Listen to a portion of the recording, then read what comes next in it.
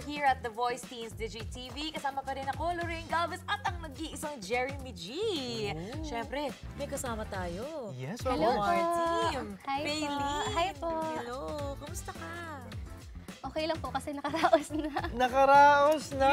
Yes, grabe. Ang galing-galing mo. Lahat kami nanonood sa'yo. Oh, habang pinapanood ka namin, na-amaze kami sa sa control ng boses mo. True.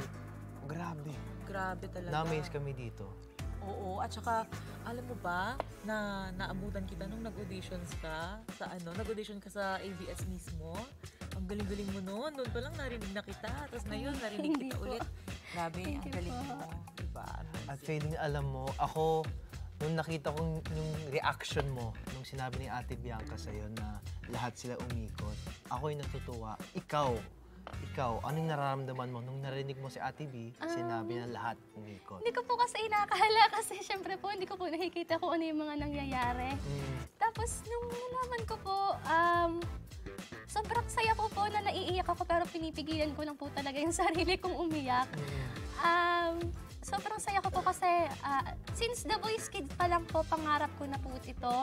Hanggang ngayon po, hindi pa rin po ako makapaniwala na nandito na po ako ngayon at nakapasok po ako sa, yun nga po, umikot po sila, yung mga coaches. At ano po, sobrang saya ko po na, siguro po sa bahay na ako iiyak nito. Okay Sobrang lang yan. saya pa niya, no? Mahuhold mo na yung siguro iyak niya. na-overwhelmed Oo siya. nga, Pero Faylene, ang grabe. gusto ko sabihin sa'yo, totoo na to, hindi na to panaginip. Oo You are nga. now part of Mar Team. So syempre, I'm sure it wasn't an easy decision para sa'yo, no?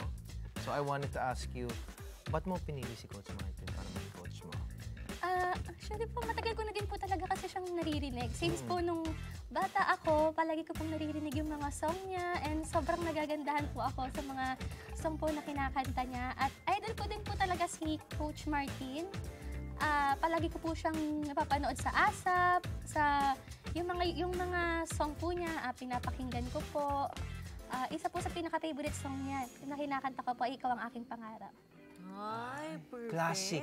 Oo nga. Classic na kanta Kaya yan. talagang perfect match kayo, di ba? Pero ito na nga, Faylene, ngayon, papunta ka na sa battle rounds. Ano naman ang gagawin mong preparation para naman matulungan ka sa paglalakbay mo sa buong The Voice Teens?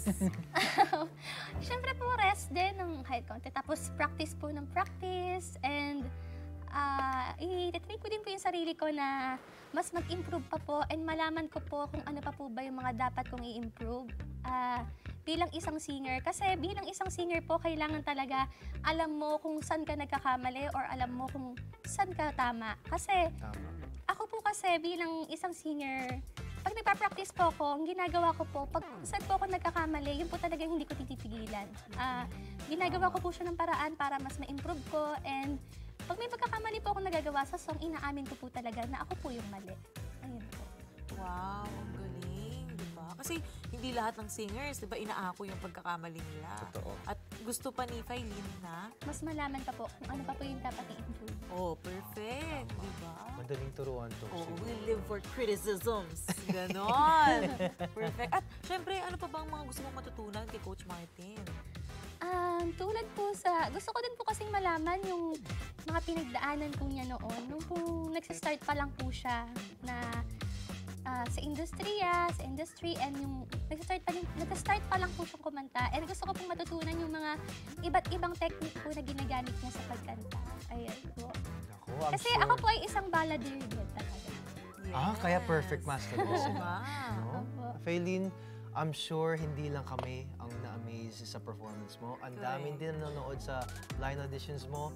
So, invite mo sila to support you sa journey mo dito sa The Voice Teens. Ayan, iniimbitahan ko po kayo na sana po masuportahan niyo pa po ako sa battle. Hindi lang po ako at ang lahat po na makakapasok. Kasi, at ang Team Martin na din po. Ayan, sana po masupport niyo po ako and sana po makaabot hanggang dulo. Yes. Basta Meron ka bang gusto i-shoutout? sisipagan, di ba? Yan. Yes po, gusto ko pong i-shoutout ang aking napakagandang mama na nasa ibang bansa. Nasa Bahrain po siya. At ang aking lola po na lagi kong kasama na nandito po ngayon. Ang lolo ko po, mga tita ko po, ang buong family ko, and ang vocal coach ko po sa aking voice lesson si Coach Francis Kitman said, "Hi po Coach, I love you po." And kay Coach Melvin Rimas po.